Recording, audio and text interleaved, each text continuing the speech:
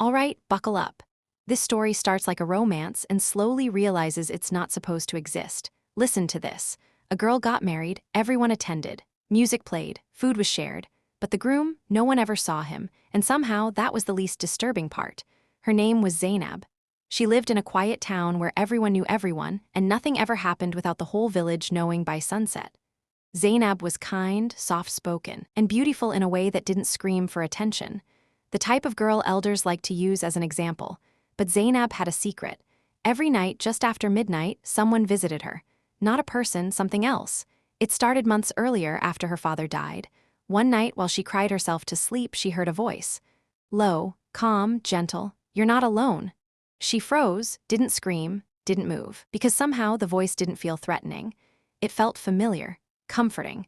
The voice returned the next night and the next, always soft, always respectful. Never crossed a line. They talked about her day, her fears, her dreams, things she'd never told anyone, but there was one rule. Never turn around, the voice said. Never look at me.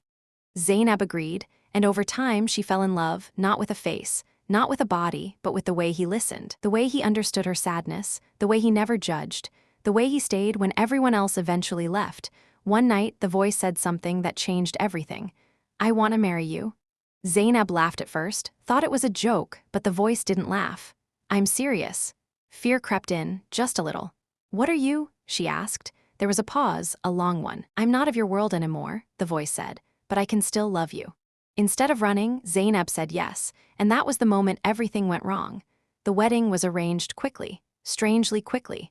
Her mother complained that things felt rushed, but every time she tried to object, she'd forget what she was saying mid-sentence.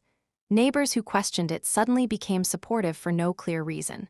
On the wedding day, Zainab sat dressed as a bride. Everyone saw her. But when it was time to sit beside her husband, there was nothing, just empty space. The elders whispered. The air felt cold. The officiator hesitated. But Zainab nodded, and the marriage was completed. That night, Zainab moved into her husband's house, a house that was already furnished. A house that smelled old. And as she lay on the bed, the voice returned. You did well, it said. She felt a presence beside her.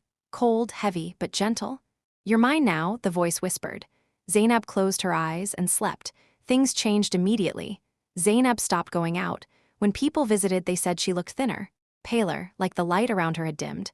At night, neighbors heard her talking, laughing, arguing, but always alone. One morning, Zainab's mother came unannounced. She found Zainab sitting in the dark. Curtains closed, windows sealed. Why don't you open the windows? Her mother asked. Zainab shook her head. He doesn't like the light. Her mother's chest tightened. Who doesn't like the light? She asked carefully. Zainab smiled. My husband. That night, the mother prayed, hard, and something answered. In her dream, an old woman appeared and said only one thing, you gave your daughter to a wandering spirit. The next day, the mother returned with elders. But the house wouldn't open. The door wouldn't budge. From inside, Zainab screamed, not in pain, in anger. Go away. You're trying to take him from me? The elders recited prayers, the air grew heavy, and then silence. The door opened on its own. Zainab lay unconscious, alone, no sign of a husband, no sign of anything. She woke up days later, confused, weak, empty. She remembered the love, the warmth, but now it felt like remembering a dream that once felt real.